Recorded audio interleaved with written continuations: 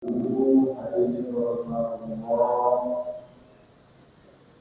kajian ahad subuh pada hari ini, insya Allah akan disampaikan oleh Ustaz Ahmad yang MPD yang mana pada hari ini yang akan membahas tentang keutamaan amalan-amalan di bulan Zulhijjah. Untuk kesempatan waktu, marilah kita bersama-sama untuk menyimak apa-apa yang akan disampaikan oleh Ustaz Ahmad. Jadi, dan sebelum kita akan dilakukan kita bersama-sama mengucapkan salam. Bismillahirrahmanirrahim.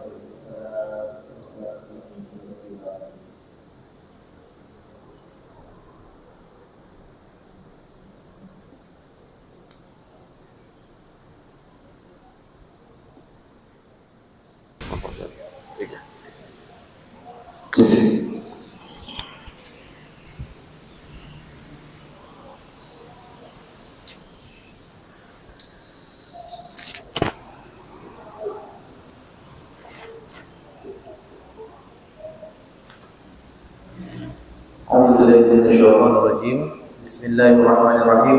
Assalamualaikum warahmatullahi wabarakatuh.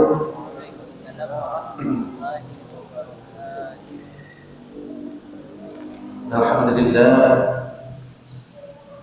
nahmaduhu wa nasta'inuhu wa nastaghfiruh wa na'udzu billahi min shururi anfusina wa min sayyiati a'malina, man yahdihillahu fala mudilla lahu wa man yudlil fala hadiya lahu. Asyhadu an la ilaha illallah wahdahu la syarika lahu wa asyhadu anna Muhammadan 'abduhu wa rasuluhu la nabiyya ba'da, amma ba'd.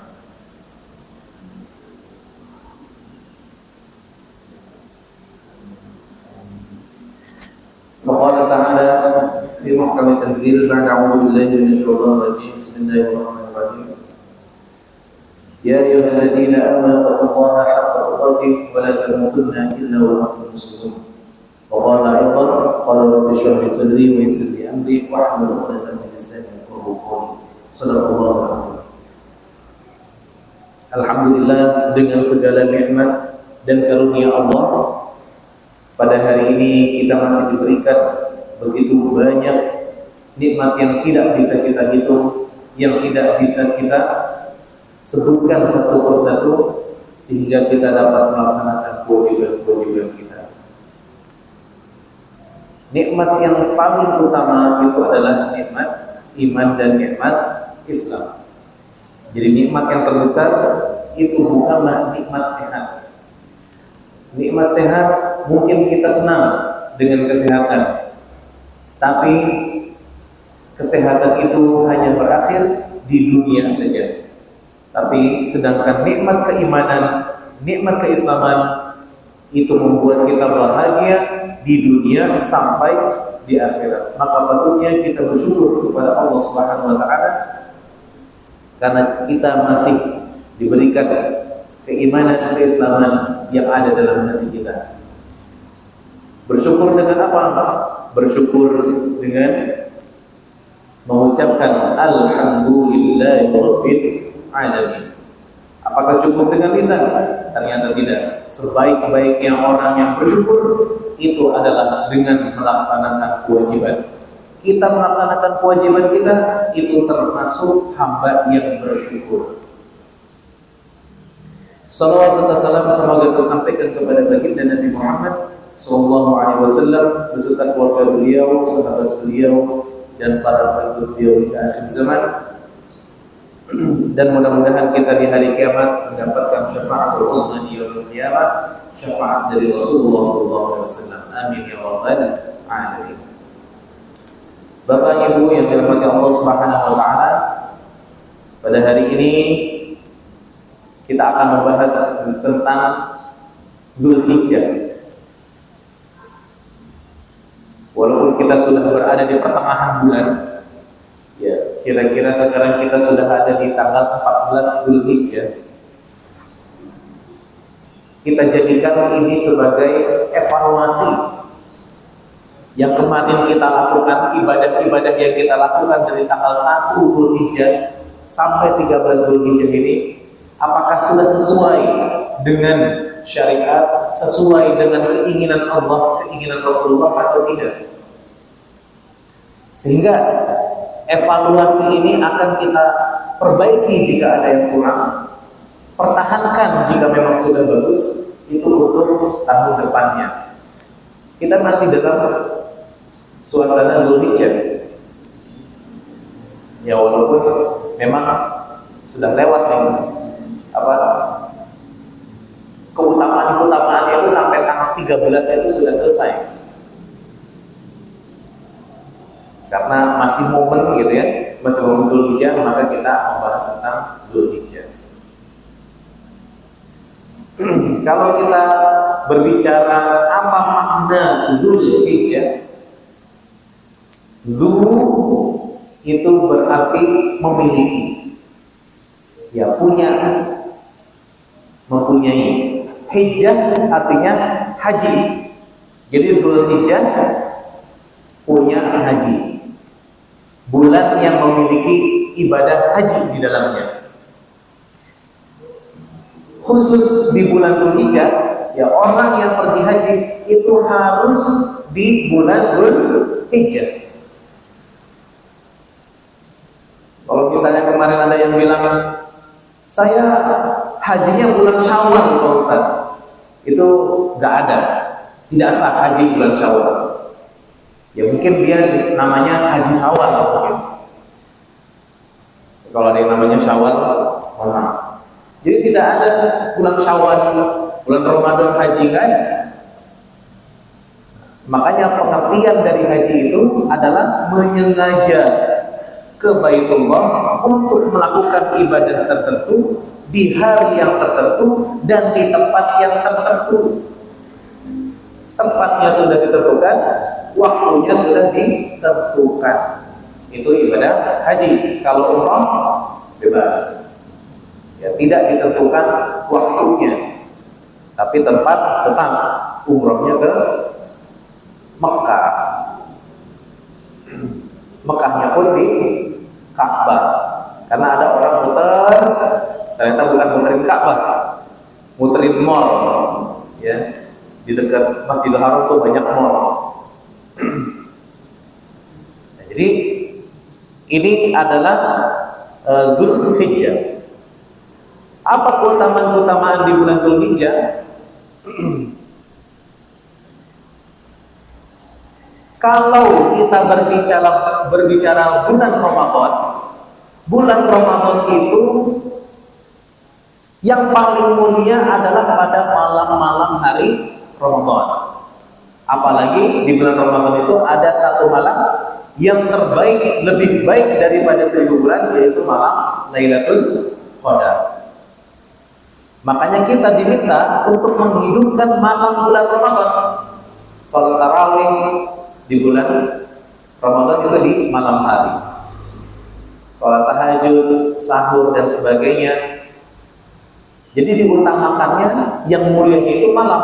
Tapi kalau bulan Dzulhijjah itu yang mulianya adalah di siang hari. Maka di siang hari bulan Dzulhijjah kita diminta untuk banyak berdoa, banyak berzikir, bahkan berpuasa.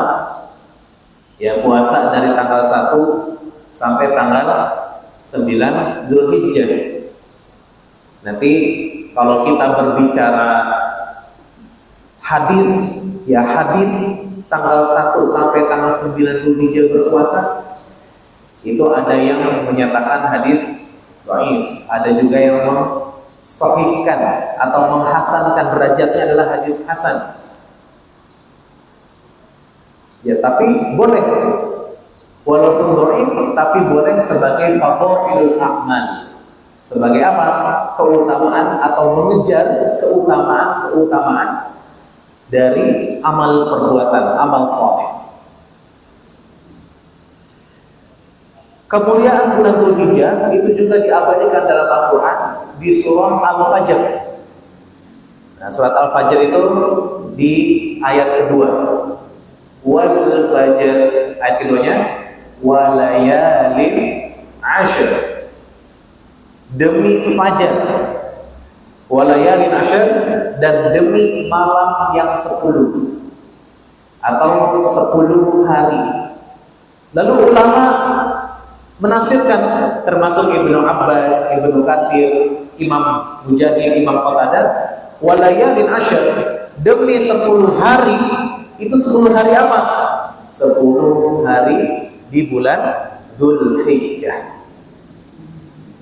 Jadi sampai mulianya bulan Dzulhijjah, ya, itu Allah sampai menggunakan kata nama dalam bahasa itu al-yamin, sumpah.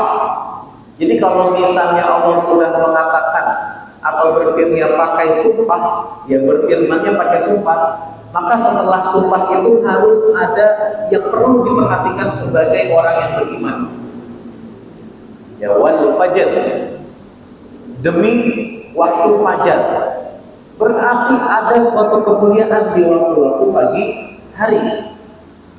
Itu yang perlu kita perhatikan. Kan banyak yang menggalakkan sedekah subuh. Ada malaikat subuh. Nah, malaikat subuh itu memang ada. Jadi ini perlu diperhatikan. Walayalin ashr. Ya, sekarang sebenarnya banyak sekali ketika Allah berbicara tentang sumpah yang dalam Al-Quran, wadduha, demi waktu duha. Nah, berarti kita harus mendalam itu ada apa di waktu duha. Terus apalagi wal asri, demi masa.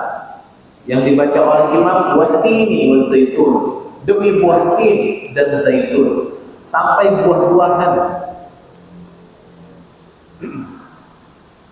Tapi kalau kita sebagai manusia, ketika kita bersumpah, kita tidak boleh dengan menggunakan waktu, tidak boleh menggunakan benda. Kalau kita bersumpah harus sumpah demi Allah atau demi Rasulullah. Lalu kenapa Allah menggunakan sumpahnya, sumpah dengan makhluknya? Nah, sumpah Allah ini bukan sumpah untuk berjanji, tapi sumpah apa? Untuk supaya si pembaca Al-Quran itu memperhatikan apa yang Allah sumpahkan. Jadi ini Dzulhijjah ini sampai diabadikan di dalam Al-Quran di surat Al-Fajr. Ya, itu tadi ayatnya walayalin ashr. Dan begitu juga bulan Dzulhijjah itu termasuk bulan yang haram. Bulan yang haram. Ya, bulan haram. Haram untuk apa? Haram untuk berperang. Jadi di zaman Rasulullah ada 4 bulan yang dihindari untuk berperang. Yang salah satunya adalah bulan Dzulhijjah. Lalu bulan apa lagi? 4 bulan itu ada Dzulqa'dah, Dzulhijjah, Muharram. Ini berurutan ini. Bulan ke-11, ke-12, lalu masuk ke bulan 1, Muharram. Dzulqa'dah, Dzulhijjah, Muharram. Satu lagi Rajab, bulan Rajab. Itu 4 bulan yang diutamakan, ya, atau disebut sebagai 4 bulan haram. Dalam surat At-Taubah ayat 36, inna iddatash syuhuri 'indallahi 12 syahran. Sesungguhnya jumlah bulan menurut Allah itu ada 12 bulan. Minha arba'atul hurum. Di antara 12 itu ada 4 bulan yang haram. Nah, salah satu yang diharapkan apa tadi?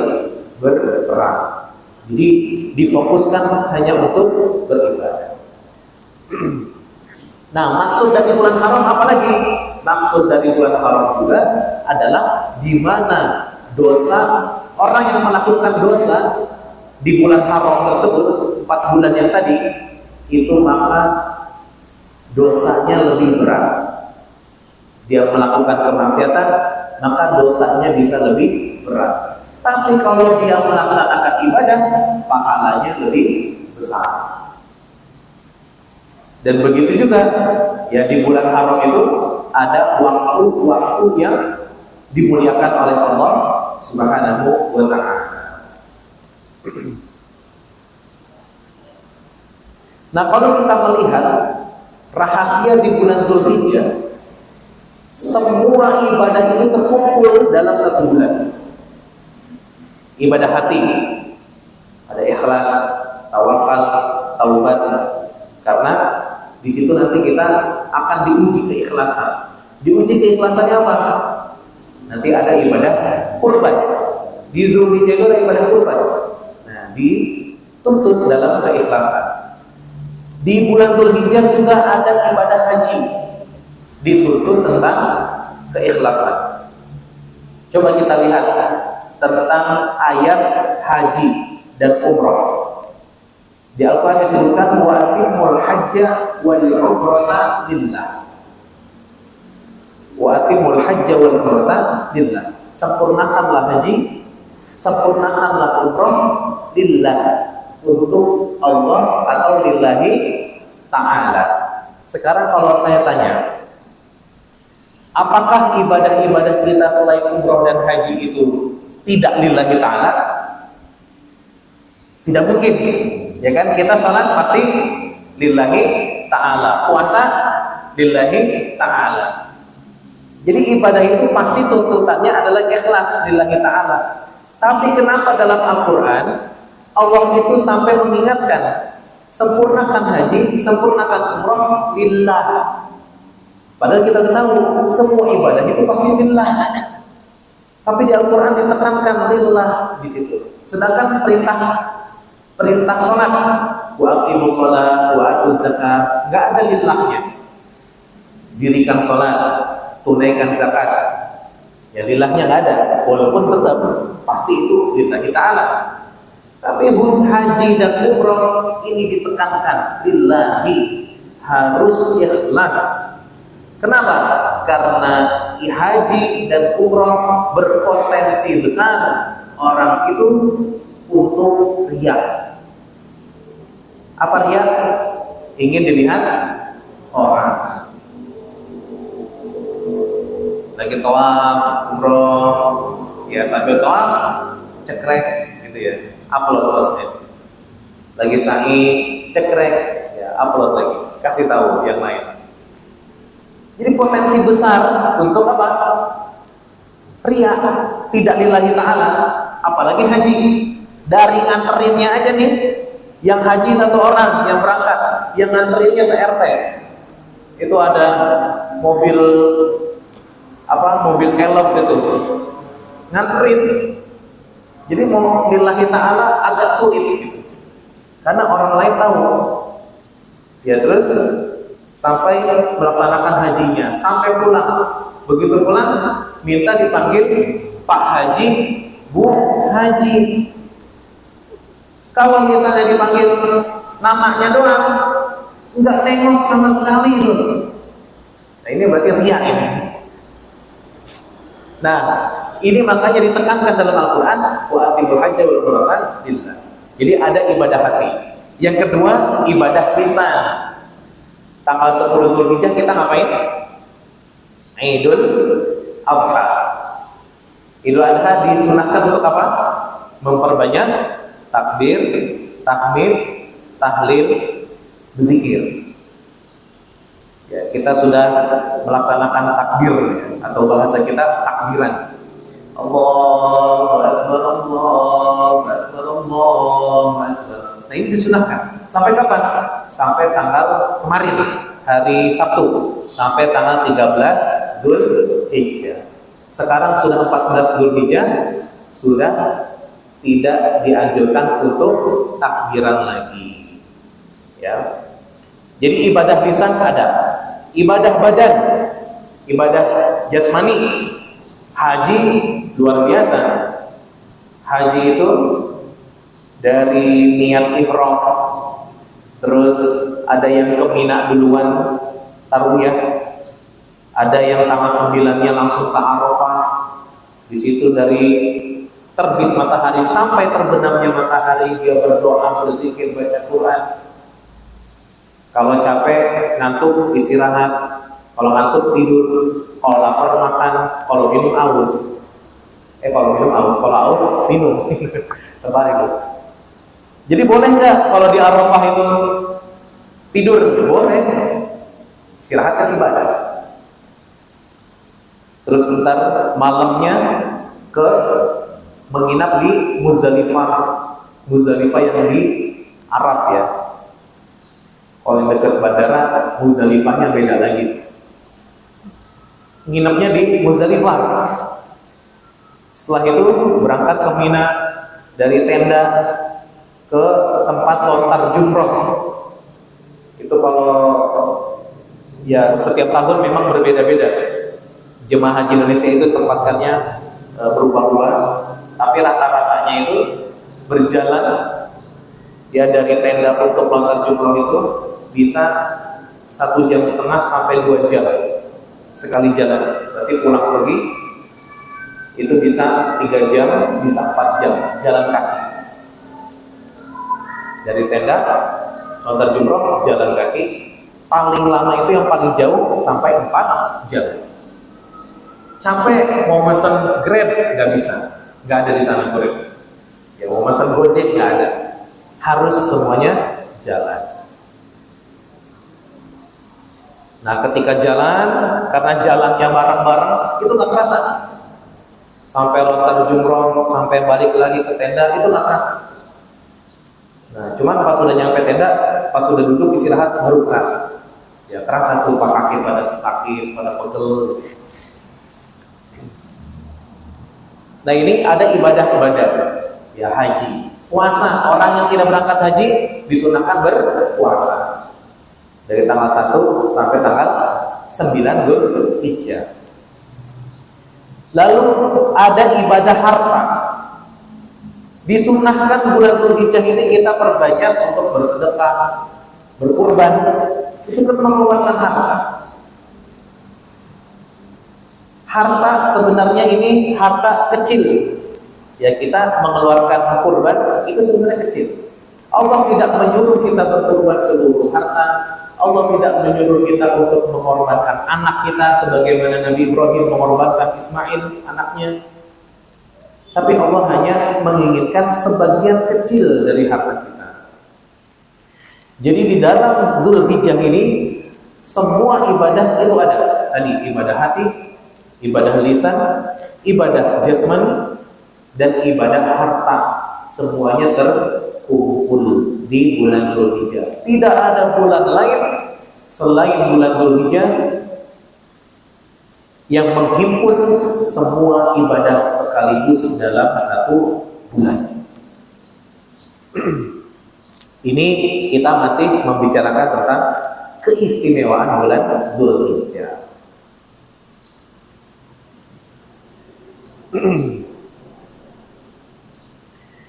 Dan keistimewaan yang berikutnya,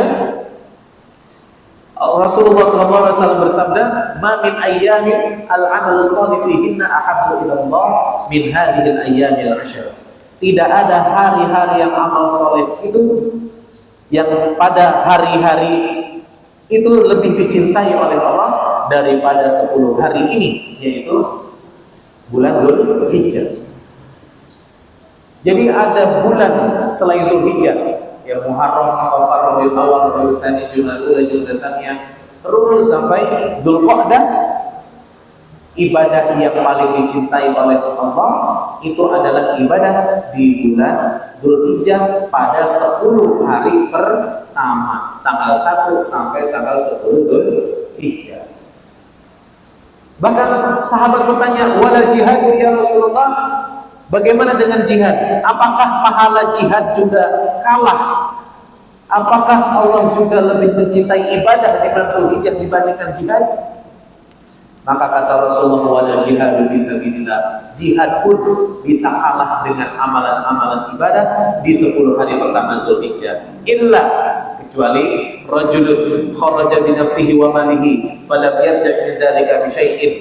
Seseorang yang berjihad di jalan Allah dengan nyawanya, dengan hartanya, dan semuanya tidak kembali. Artinya hartanya habis untuk berjihad, nyawanya pun melayang menjadi syahid karena berjihad, maka itu lebih dicintai oleh Allah. Itu baru yang bisa mengalahkan, ya, yang bisa mengalahkan ibadah-ibadah 10 hari pertama di bulan Dzulhijjah. Jadi kalau ada bapak ibu ya pernah berjihad, berjuang bersama orang-orang Palestina, belum mati balik lagi ke Indonesia. Nah, itu masih kalah dengan ibadah di 10 hari pertama bulan Dzulhijjah.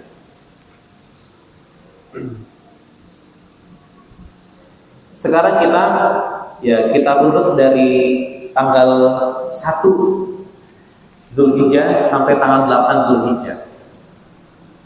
Tadi ya salah satu ibadah yang ditekankan, yang disunnahkan itu adalah berpuasa dari tanggal 1 sampai tanggal 8 Dzulhijjah. Nanti 9-nya itu puasa Arafah. Kata Imam Ahmad bin Hanbal, puasa di awal bulan Dzulhijjah tanggal 1 sampai 8 itu hukumnya adalah sunnah.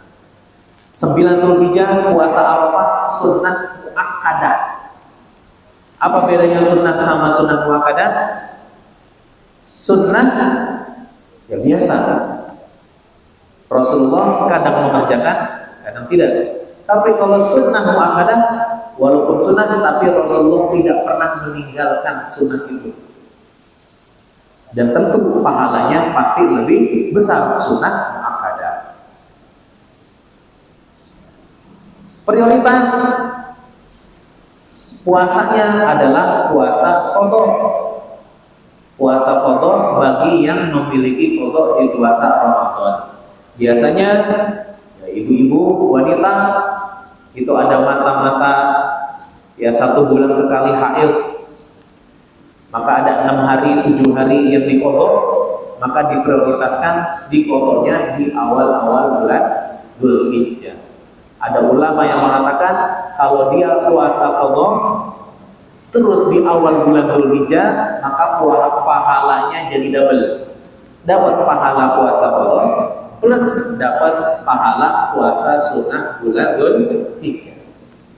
Ditambah lagi puasanya pas hari Senin, hari Kamis, tambah lagi pahalanya pahala puasa sunnah Senin dan Kamis. Jadi kalau misalnya tidak kuat tanggal 1 sampai tanggal 8 tidak kuat puasa, ya udah Senin dan Kamis saja. Kenapa Senin? Karena kata Rasulullah, aku dilahirkan pada hari Senin. Kenapa hari Kamis? Karena hari Kamis itu hari di mana amalan kita dilaporkan selama 1 pekan. Nah, kita ketika dilaporkan amalan kita dari malaikat kepada Allah, ya amalan-amalan kita selama 1 pekan, ditanya sama Allah, saat ini hambaku sedang apa?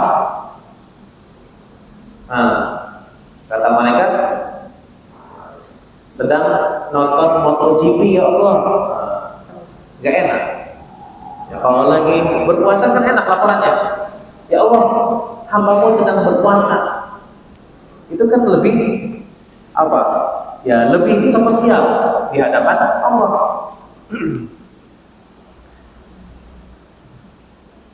Ternyata Senin Kamis tidak kuat juga. Ya salah satunya deh Senin aja atau Kamis aja, gitu ya. Ternyata puasa nggak kuat juga Senin Kamis, walaupun 1 hari nggak kuat. Ada orang, biasanya ini ada orang yang punya permasalahan ginjal dan bahkan ginjalnya itu udah dicabut 1. Itu kalau misalnya puasa itu bisa sekarat. Ya, dia yang bilang, katanya begitu. Tapi kalau puasa Ramadan ya wajib, nggak mau dia. Jadi saya nggak bisa puasa. Kenapa? Ginjal saya diambil sama dokter 1. Jadi kalau saya puasa bisa mati saya. Yaudah, tidak bisa puasa, maka bisa diganti dengan apa? Perbanyak sholat sunnah. Kita berjamaah sholat subuh, tidak keluar masjid, kita i'tikaf sampai syuruk. Di syuruk kita sholat sunnah syuruk, maka pahalanya seperti pahala 1 kali umroh. tidak dikurangi sedikit pun. Ya, orang yang sedang melaksanakan umroh ya dapat pahala, nah pahalanya sama seperti yang tadi, tidak dikurangi sedikit pun. Ternyata sholat sunnah pun nggak kuat, nggak mau, maka bisa diganti dengan perbanyak membaca Al-Quran. Ustaz, saya kalau baca Al-Quran ya hurufnya kecil-kecil nggak kelihatan, kalau dilihat burem semua, susah saya baca Quran Ustaz. Gak bisa juga baca Quran. Diganti dengan apa? Banyak berzikir. Berzikirnya tadi ya. Misalnya kita berzikir kalimatani khafifatani fil lisan thaqilatani 'inda Rahman. Ada dua kalimat zikir yang ringan di lisan tapi pahalanya berat di sisi Allah. Apa? Subhanallah walhamdulillah wala ilaha illallah wallahu akbar. Subhanallah wa bihamdi subhanallahil azim. Nah, dua kalimat ya. Subhanallah wa bihamdi subhanallahil azim. Ya, salawat, memperbanyak salawat termasuk zikir. Ya Allahumma shalli ala Muhammad wa ala ali Muhammad. Allahumma shalli ala Muhammad wa ala ali Muhammad. Pakai Sayyidina boleh. Allahumma shalli ala Sayyidina Muhammad wa ala Sayyidina Muhammad. Allahumma shalli ala Sayyidina Muhammad wa ala Sayyidina Muhammad. Boleh pakai Sayyidina, boleh tidak pakai Sayyidina. Terserah mau yang mana. Yang penting sholawat. Jangan menyalahkan orang yang tidak pakai Sayyidina, juga jangan menyalahkan orang yang pakai Sayyidina. Ini lagi sholawat ya, pakai Sayyidina, temannya samping nggak pakai Sayyidina, sengaja Allahumma sholli ala Sayyidina Muhammad wa ala Sayyidina Muhammad, disengajain. Itu namanya menimbulkan permusuhan, itu nggak boleh. Dibalas lagi sama temannya, Allahumma sholli, nggak pakai Sayyidina, dibalas lagi nggak pakai Sayyidina, nggak boleh. Ya, ini menimbulkan permusuhan. Ya, mau dibawa kemana hubungan antara kita? Nah, itu sesama Muslim. Jadi silakan mau pakai Sayyidina, nggak pakai Sayyidina, yang penting sholawat. Ternyata zikirnya nggak bisa kuat-kuat Ustaz, suaranya serak.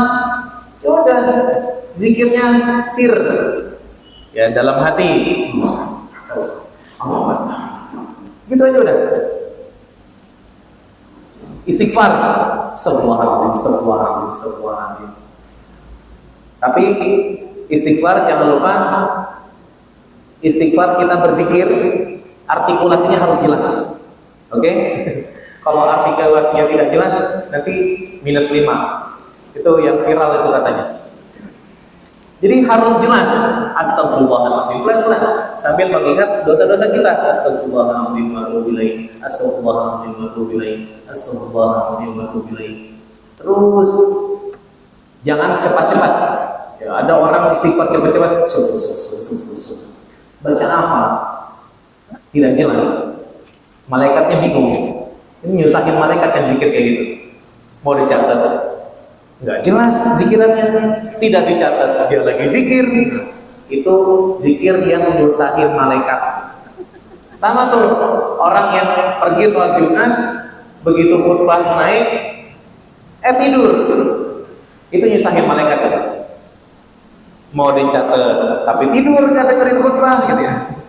Tidak dicatat tapi datang ke masjid, katanya nyusahin malaikat itu.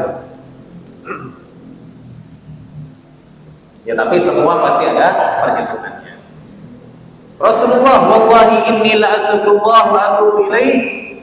Sesungguhnya aku beristighfar dan bertaubat kepada Allah aktsar min 70 marrah, lebih daripada 70 kali. Di riwayat lain Rasulullah beristighfar bertaubat 100 kali dalam satu hari. Rasulullah statusnya sebagai Rasul, statusnya sebagai Imamul Anbiya wal Mursalin, pemimpin dari para nabi dan para rasul, maksum, terbebas dari dosa, dijamin masuk surga yang paling tertinggi, surga Firdaus, tapi beristighfar, bertaubat 100 kali dalam satu hari. Kita nabi atau rasul? Bukan keduanya. Kita dijamin surga? Tidak juga. Terbebas dari dosa? Dosa banyak banget melimpah. Taubatnya berapa kali sehari? Wallahu a'lam bishawab. Jadi wallahu a'lam. Nah, di tanggal 8 Dzulhijjah itu disebut sebagai hari Tarwiyah. Tarwiyah itu ada dua makna. Yang pertama, menyiapkan bekal atau mengambil air, yang menyiapkan bekal. Yang kedua, tarwiyah artinya merenung. Kenapa menyiapkan bekal? Rasulullah ketika melaksanakan haji tanggal 9 itu kan harus ke Arafah. Dari Mekah ke Arafah. Arafah itu kalau Bapak Ibu pernah umroh, pernah haji, ya Arafah itu posisinya ada Jabal Rahmah. Jabal Rahmah yang di atasnya ada tugu. Kalau dulu sering dicoret-coret sama orang. Ya, dicoret-coretnya apa? Misalnya Abdul dan Siti. Nah, itu biasanya coret-coret begitu tuh. Maksudnya biar jodoh. Tapi sekarang udah dicat hitam. Jadi sudah tidak ada lagi yang bisa mencoret-coret pakai spidol. Tapi saking kreatifnya orang Indonesia, karena spidol sudah tidak boleh, akhirnya mereka mencoret pakai tim X. Jadi kan temboknya udah dicat hitam. Sekarang pakai tim X. Tetap ada tulisannya Abdul dan Siti. Loh, masih ada ini Abdul dan Siti. Berarti belum jodoh ini dia. Udah berapa kali dia ke Jabal Rahmah. Nah, sebelum berangkat ke Arafah, itu Rasulullah dari Mekah ke Mina dulu. Untuk apa? Untuk mempersiapkan bekal. Supaya dari Mina ke Arafah pun lebih dekat daripada ke Masjidil Haram. Kalau Masjidil Haram ke Arafah itu lebih jauh. Makanya setengah perjalanan dulu ke Mina dulu. Di situ tanggal 8 Dzulhijjah sambil menyiapkan bekal, ngambil air, baru besoknya tanggal 9 ke Dzulhijjah. Itu makna yang pertama, tarwiyah, menyiapkan bekal. Makna yang kedua artinya adalah merenung. Apa yang bikin merenung? Nabi Ibrahim dapat mimpi menyembelih anaknya Ismail. Itu mimpi yang pertama di tanggal 8 Dzulhijjah. Dan Nabi Ibrahim ini berpikir, ini mimpi atau wahyu?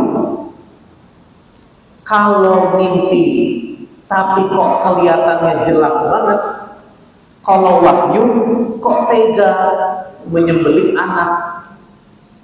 Makanya di situ Nabi Ibrahim alaihi salam merenung, berpikir, masih ragu-ragu antara wahyu atau hanya mimpi biasa. Nah, ini tanggal 8 Dzulhijjah, yaitu tarwiyah.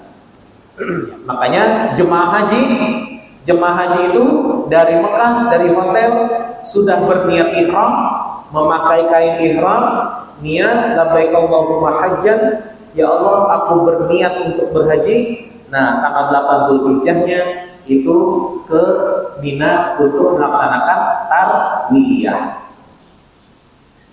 Apakah harus? Tarwiyah ini sunnah. Boleh dikerjakan, boleh tidak. Kalau mau dikerjakan, biasanya ada tambahan biaya. Tambahannya berapa? Murah, cuma 400 real per jamaah. 400 real kalau dirupiahkan berapa? Sekitar 1,6 sampai 1,7 juta per jamaah. Nanti tawarkan, jemaah, bukan gitu ya.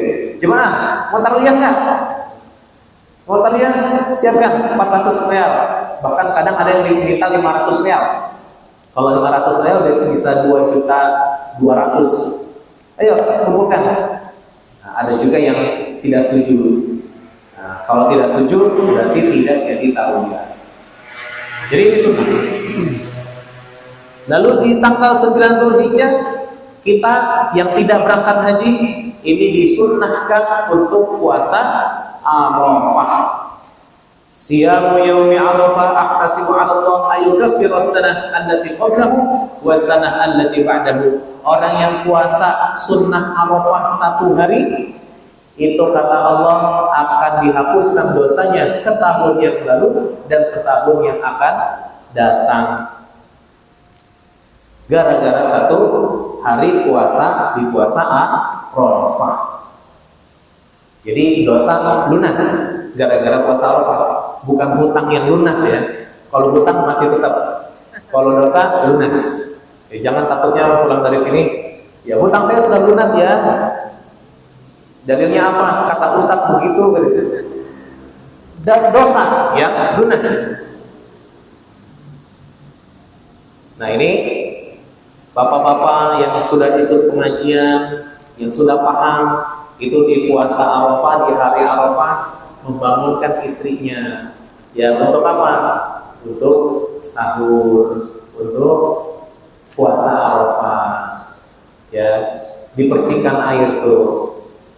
Ya, sambil dibangunkan istrinya. Wake up my honey. Ya. Ayo bangun my honey, sayang, bangun. Itu kalau pernikahannya baru 2 bulan. Kalau 20 tahun disebor ya. Bangun. Kalau udah 20 tahun tuh. Nah ini yang paham seperti itu. Kalau suami tidak paham, malah nyuruh istrinya jangan puasa, orang sunnah. Ngapain puasa? Sunnah kok. Ini suami yang tidak paham. Nah di tanggal 9 Dzulhijjah jemaah haji tadi ya, ada yang tadi tarwiyah dulu ke Mina, tapi ada juga yang dari Masjidil Haram langsung ke Arafah.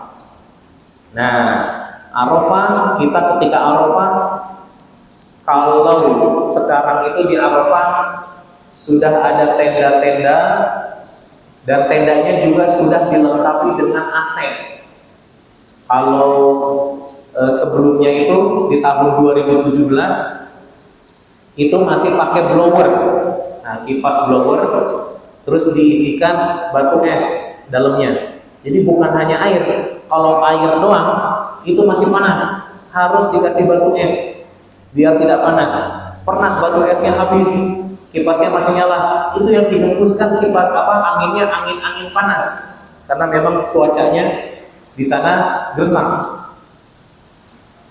Nah, kalau sekarang itu sudah nyaman. Tendanya sudah pakai AC semuanya. Tendanya anti api. Anti api, anti benda tajam, anti badai. Ya pokoknya itu dari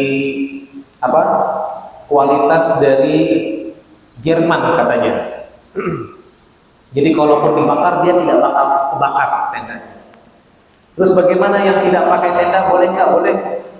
Ya tadi di Jabal Rahmah itu semua berkumpul di situ.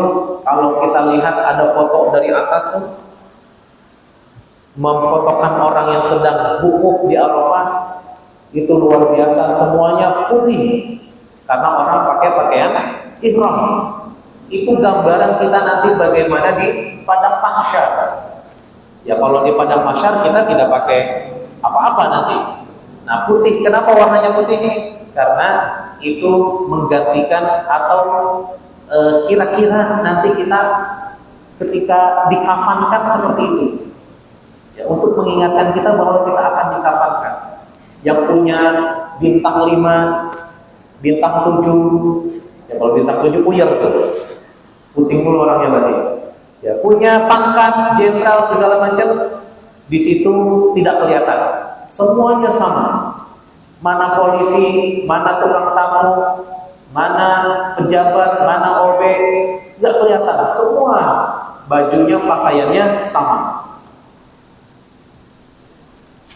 Nah, Di Arafah itu kita disunahkan untuk banyak berdoa. Bagi yang sedang berhaji disunahkan untuk tidak puasa sunnah Arafah. Puasa sunnah Arafah itu hanya disunahkan bagi yang tidak berangkat haji. Kenapa namanya Arafah? Dari kata Arafah, artinya mengetahui. Apa yang diketahui? Yang pertama, kita ketika di hari Arafah, kita mengetahui, kita mengenang, kita mengingat dosa-dosa kita. Apa yang sudah kita perbuat, bermaksiat kepada Allah, bermaksiat kepada sesama manusia, itu kita ingat-ingat dan kita taubati. Makanya namanya Arafah, mengetahui dosa. Lalu makna yang kedua, apa yang diketahui Nabi Ibrahim di tanggal 9 Dzulhijjah itu mengetahui kalau itu ternyata wahyu, bukan mimpi biasa. Ini adalah wahyu bahwa Nabi Ismail atau Ismail saat masih kecil, ya masih usia-usia remaja, usia baru balik, itu diperintahkan untuk disembelih. Jadi baru diketahui di tanggal 9 Dzulhijjah. Sudah syukur? Kita secara cepat. Nah, tadi tanggal 9 Dzulhijjah, begitu maghrib, ya siangnya tanggal 9, begitu maghrib tanggal berapa? Sudah ganti tanggal 10 Dzulhijjah, karena kalau bulan Hijriah itu pergantian tanggal itu di maghrib. Kalau kita bulan Masehi pergantian tanggal di jam 00, gitu kan? Maghrib udah tanggal 10 Dzulhijjah, sudah diperbolehkan kita untuk takbiran. Allahu Akbar, Allahu Akbar, Allahu Akbar. Itu malamnya. Ya, takbiran di masjid. Takbiran semangat. Sampai jam 2 malam itu enggak berhenti takbiran. Di sini sampai jam berapa takbirannya, Pak Ketua? Jam 2 malam? Enggak. Ya ada masjid itu musola sampai jam 2 malam, sampai jam 3 malam. Begitu dilihat flash disk.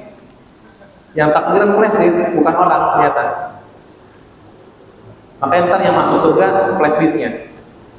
Ya flash disknya tuh masuk surga. CD HP masuk surga. Nah, yang sedang berhaji itu malamnya kita di sini sedang malam takbiran, yang sedang berhaji sedang mabit di Muzdalifah. Mabit di Muzdalifah itu untuk istirahat, berzikir. Kalau misalnya bisa baca Quran, baca Quran. Tapi kalau saya di Muzdalifah itu kurang apa? Kalau baca Quran itu kurang. Soalnya gelap. Ada lampu, tapi lampunya tidak terang.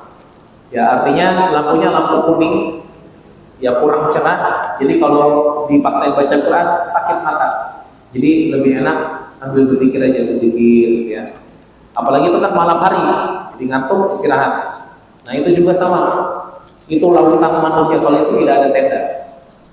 Nah saking banyaknya manusia di situ, kita untuk tidur rebahan itu nggak bisa. Tidur rebahan, kalau tidur telentang kan nggak boleh ya. Ya tidur telentang nggak boleh kan? Tidurnya sambil telentang ya, nggak boleh. Tidur rebahan itu nggak bisa. Saking banyaknya manusia. Jadi gimana tidurnya? Ya sambil duduk tidur gitu. Tapi yang kita rasakan apa? Seger. Begitu bangun enak. Tidak sakit badan, tidak pusing, tidak. Kadang kita saling sender sama teman, ya, kita saling menyender gitu, berbelakang-belakangan. Nah di situ istirahat, ya. Ini bermakna bahwa di Muzdalifah itu segala sesuatunya itu ada waktu berhenti, ada waktu istirahat. Tidak segala sesuatu yang kita kejar, kita harus berlari, kita harus menggebu-gebu, tidak. Ya ada waktu-waktu untuk kita istirahat. Nah itu di malamnya. Lalu besoknya tanggal 10 Dzulhijjahnya berangkat ke Mina, jemaah haji. Ngapain? Untuk lontar jumroh. Nah lontar jumroh tadi dari tenda, ya kalau di tanggal 10 itu hanya satu tiang, yaitu Jumrah Aqobah saja. Setelah Jumrah Aqobah baru tahallul awal. Dicukur rambutnya, begitu selesai dicukur rambutnya boleh melepas kain ihram. Tapi dilepas tuh diganti. Ya jangan dilepas doang, nggak diganti. Ya kalau laki-laki itu kan nggak pakai apa-apa dalamnya, cuma kain ihram aja. Jadi boleh diganti.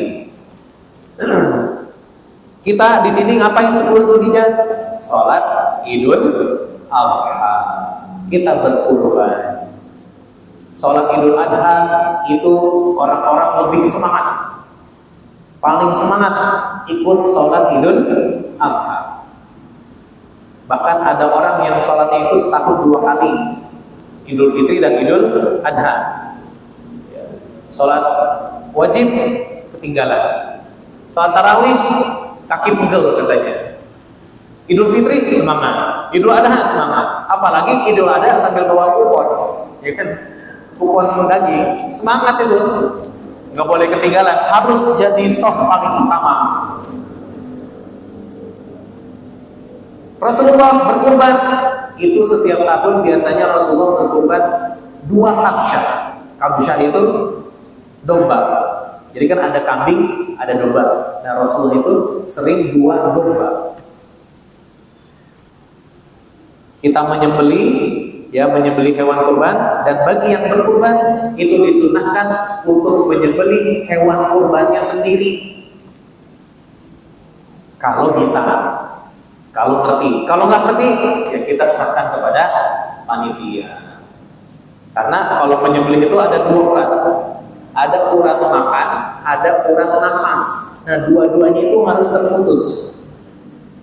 Tapi lehernya tidak boleh terputus semua.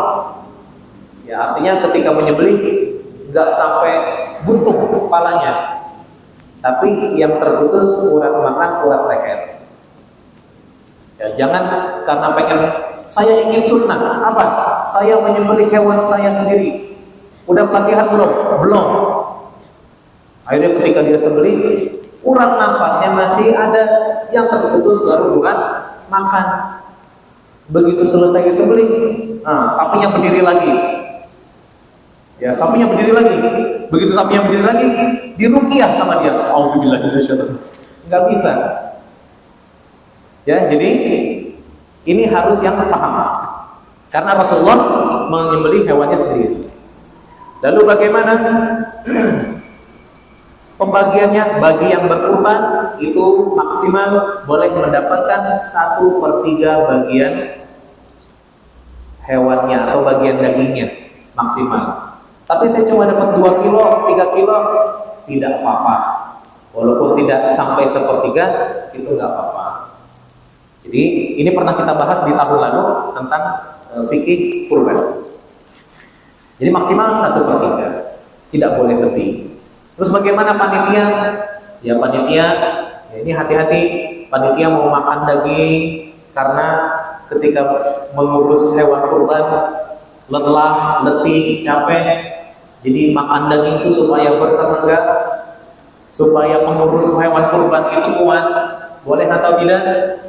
Boleh atas perizinan mudhari, perizinan si pengkurban. Kalau sapi ada 7 orang, berarti izin ke 7-7-nya. Ya Pak, yang pertama Pak, boleh nggak? Yang kedua, Bu, boleh nggak ini buat panitia sebagian? Boleh. Ya boleh. Orang yang ke-7-nya nggak boleh. Nah kalau ada 1 yang tidak boleh, nggak jadi. Nah berarti panitia harus izin si pengkurban. Ya. Kalau ada 1 yang tidak boleh, nah, izinnya sambil megang pisau. Pak boleh nggak? Ntar boleh pasti, dibolehkan. Ya udah boleh. Soalnya megang pisau. Nah ini tanggal 10 kita berkurban. Ya di tanggal 11, 12, 13 Dzulhijjah itu juga masih dibolehkan untuk berkurban sampai tanggal 13 di waktu maghrib. Karena kalau sudah maghrib itu sudah masuk di tanggal 14 Dzulhijjah. Rasulullah pernah sebelum wafat, Rasulullah pernah di hari kurban terakhir itu mengorbankan 100 ekor unta. 63 ekor unta Rasulullah yang menyembelihnya sendiri. 63 ekor unta. Ya kita bayangkan satu hari Rasulullah itu bisa menyembelih 63 ekor unta. Sisanya siapa? 37 ekor unta sisanya pisaunya dikasih ke Sayyidina Ali bin Abi Thalib radhiyallahu anhu. Maka Ali menyembelih 37 ekor unta dari Rasulullah. Jadi kalau misalnya katanya Rasulullah adalah orang miskin, orang yang tidak mampu, ini buktinya. Rasulullah pernah menjadi pengkorban 100 ekor unta. Mungkin di sini ada yang pernah berkorban 2 ekor sapi, 3 ekor sapi, masih kalah sama Rasulullah. Ustaz, tahun ini ada yang bisa mengalahkan. Sudah berkorban 1098 ekor sapi. Alhamdulillah sudah ada yang mengalahkan tuh rekor Rasulullah ya. Tapi bedanya apa? Rasulullah itu pakai uang pribadi gitu. Enggak, yang itunya masa terusin. Nah kalau yang 1000 ekor sapi pakai uang pribadi juga, uang pribadi rakyat. Tapi boleh nggak? Kalau tanya boleh nggak? Boleh. Boleh, karena dikembalikan untuk rakyat. Boleh. Oke, 11, 12, 13 orang yang berhaji lontar jumroh setiap harinya 3 tiang. Terus tanggal 14-nya jemaah haji balik ke Baitul Maqdis ke Baitullah, ke Mekah, ke Ka'bah untuk tawaf ifadah, lalu sa'i 7 kali, dan terakhir tahallul yang kedua. Setelah tahallul yang kedua, resmilah dia dipanggil Bapak Haji, Ibu Haji. Tapi kalau nggak dipanggil Bapak Haji, Ibu Haji, ya jangan marah.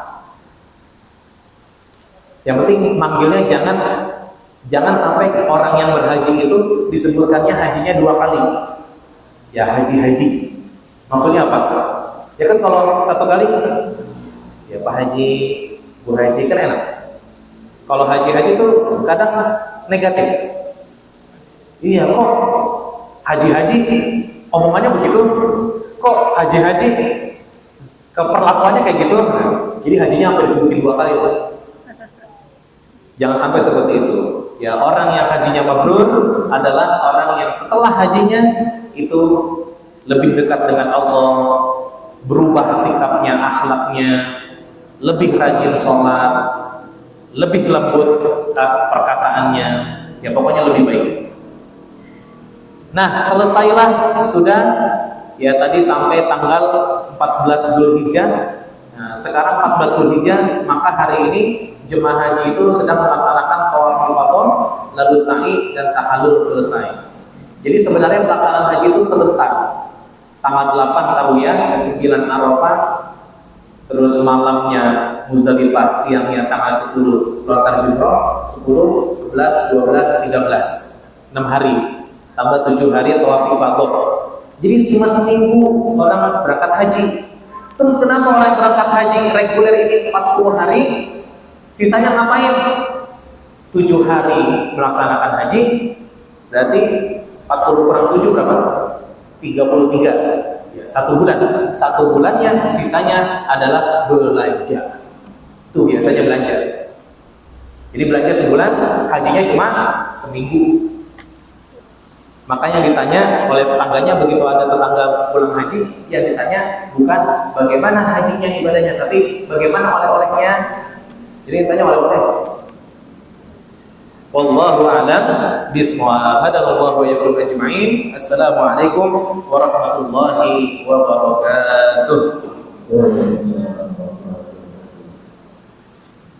Alhamdulillah, kita dengarkan kajian pada hari ini terkait keutamaan di bulan Zulhijjah.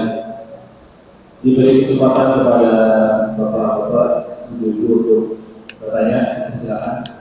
Dari ibu, bapak-bapak, mungkin ibu-ibu bertanya.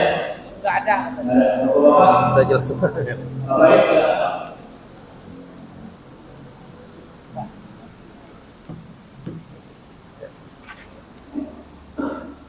Ini hadis ini Pak. Hadis ini Assalamualaikum warahmatullahi wabarakatuh. Amin.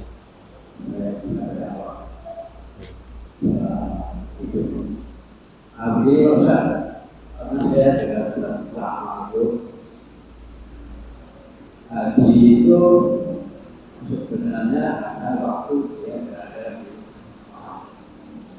setelah keluar ke kampungnya ini anak yang berada di sana. Ada juga yang ada kecil lagi. Jadi haji itu artinya untuk di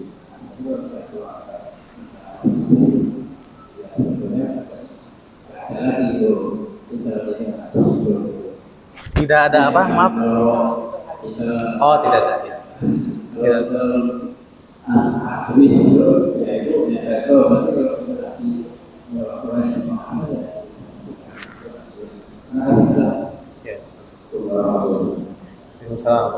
Nah, memang titel haji, hajah itu hanya di Indonesia. Di Malaysia pun tidak ada, di negara lain tidak ada, hanya di Indonesia. Sejarahnya itu adalah di zaman Belanda, orang kalau melaksanakan haji itu bukan hanya haji saja. Mereka itu belajar ilmu agama di sana. Makanya seperti Kiai Haji Ahmad Dahlan, ada Kiai Haji Hashim Asy'ari, ya pendiri Muhammadiyah, pendiri NU. Itu sampai menjadi kiai itu karena berangkat haji ke Mekah, lalu menemukan guru di sana, artinya memang mencari guru dan sampai menuntut ilmu di sana, dan memang lama, tidak sebulan 2 bulan, yaitu menuntut ilmu dulu di sana. Nah, begitu orang-orang yang sudah melaksanakan haji pulang ke Indonesia, itu menjadi oposisi, menjadi penentang pemerintah Belanda.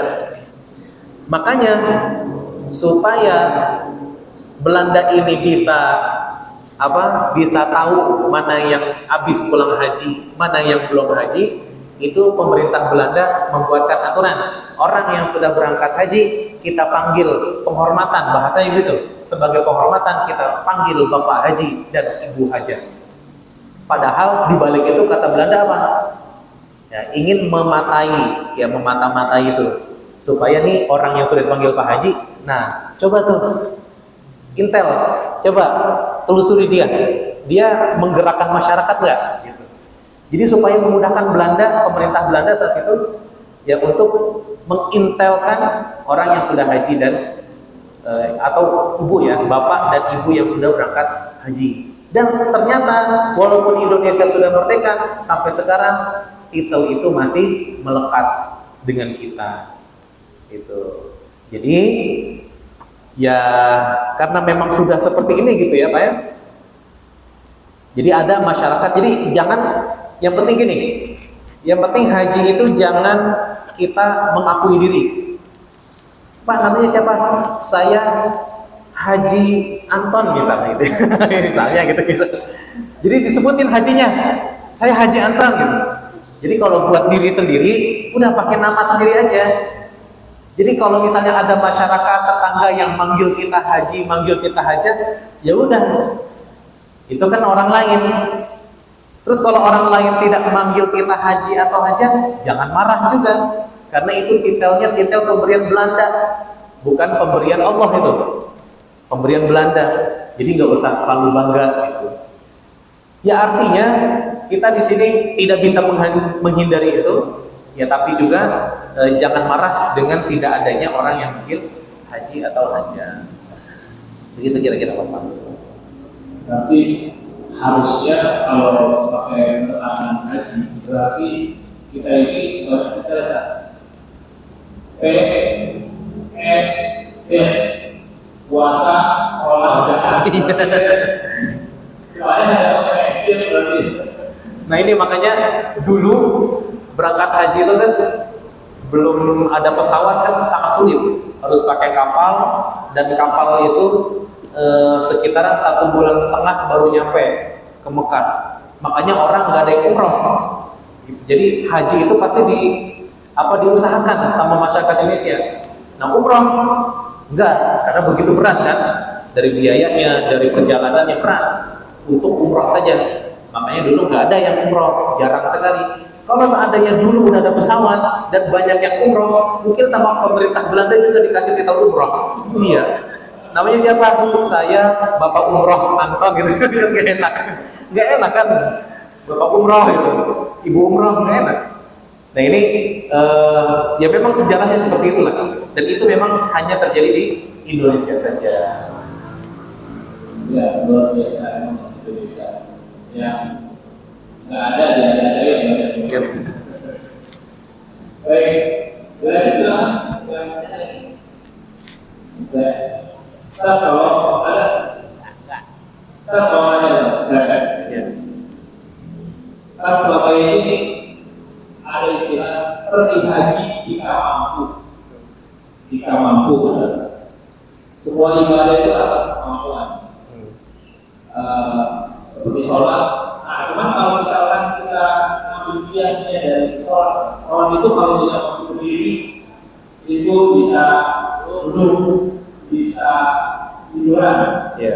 Nah, terkait hadis kalau berada di perhatian haji sama, tapi saat ini banyak sekali faktor-faktor yang ada melalui dari lembaga-lembaga syariah, yang dimana itu kita bisa dibayar dulu untuk biaya haji kita. Setelah itu kita menyicil, berutang berutang. Sekarang banyak sekali seperti itu. Itu bagaimana Ustaz? Kita berangkat tapi tidak kemampuan untuk membayar tadi, tapi ada yang membuka untuk kita mencicilnya, terutama untuk istilahnya mengambil kuota data kursi hajinya gitu. Itu bagaimana dari Ustaz? Ini sudah pernah dibahas juga oleh MUI dan itu memang hukumnya boleh. Ya, bolehnya itu kenapa? Karena kan dia mampu untuk menyicil selama ya dalam tenor berapa bulan gitu. Dia memang mampunya sebulan bisa nyicilnya sekian dan ya nanti ada ketentuan-ketentuannya. Jadi itu termasuk diperbolehkan. Yang penting ketika dia berangkat itu intinya berangkat itu kalau bisa utang lunas. Artinya bisa kita kan berhutang itu bukan hanya kepada bank atau tadi platform atau koperasi ya. Kepada koperasi bisa juga dia pengen berangkat haji tapi hutang ke tetangga. Nah, dianjurkan ketika dia berangkat hajinya maka hutang-hutang itu harus sudah lunas. Ya, hutang ke bank, ke lembaga atau hutang kepada orang itu harus sudah lunas. Tidak boleh ketika dia berangkat tapi masih hutang, belum lunas hutangnya ke tetangga. Ini yang tidak dianjurkan. Ya, berarti itu namanya memaksakan. Jadi ini memang sudah dibahas oleh MUI dan memang boleh dan justru itu mendorong bagi umat muslim ya yang memang mampunya itu adalah per bulan hanya sekian juta nyicil, itu termasuk mampu jadinya. Jadi termasuk mampu. Yang tidak mampu hutang tapi nggak bayar itu tidak mampu. Nah, kalau terkait istitoah tadi haji jika mampu, jadi memang mampunya itu bukan hanya mampu dalam segi ekonomi, ya segi finansial, tapi juga dari segi kesehatan. Jemaah haji, kalau saya itu ada KBH Al-Fatih, itu ada jemaah yang gagal berangkat gara-gara gagal ginjal.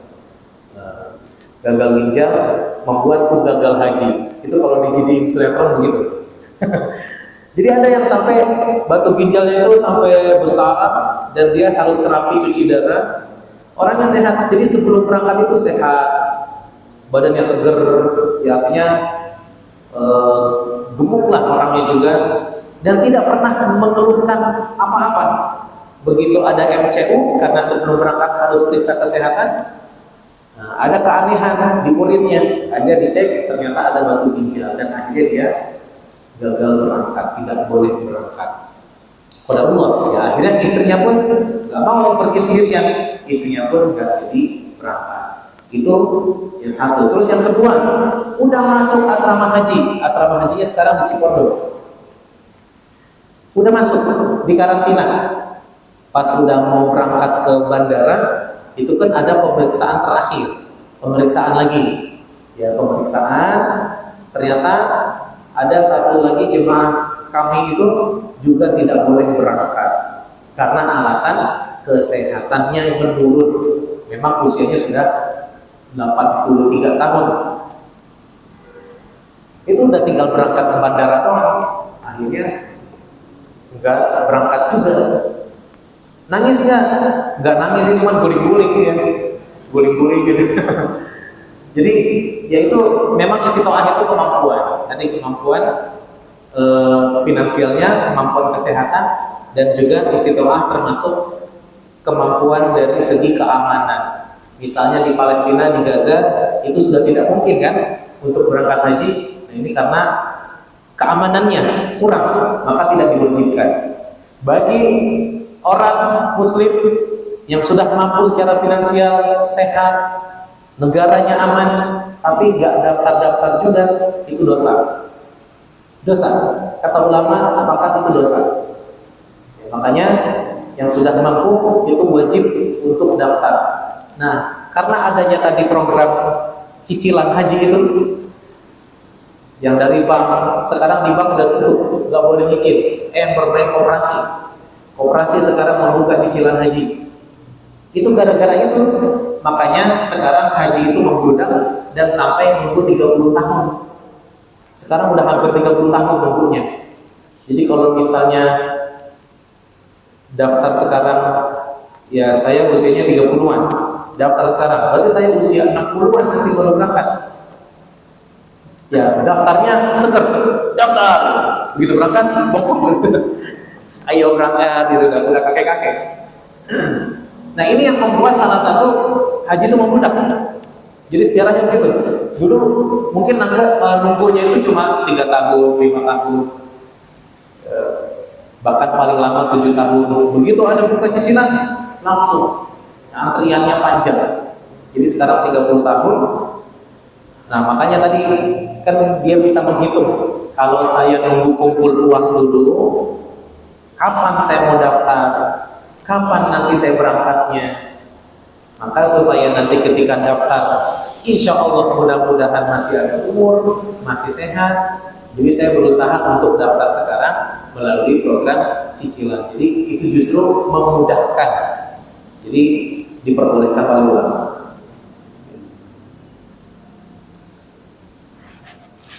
Ada lagi, Pak Fadl? Oke, cukup. Terima kasih pada jamaah atas kehadiran pada hari ini, dan terima kasih juga Ustaz untuk penjelasannya untuk kita semua. Diinformasikan juga bahwa saat ini Masjid Al-Hikmah juga masih tetap masa renovasi pembangunan. Oleh itu kami mengajak semua beberapa ibu-ibu untuk meneruskan yang tadinya kita di tahap pertama untuk tinggi masjid ini sudah selesai, dan kita akan tahap keduanya terkait di lantai 1 ini kita akan membuat pintu dan kaca, kita akan membuka lelang. Jadi silakan untuk mendonasikan sebagian hartanya untuk melakukan pembangunan masjid kita yang di tahap kedua terkait pembuatan pintu dan kaca di lantai 1. Demikian kami berpasukan, mari kita bersama-sama untuk menutup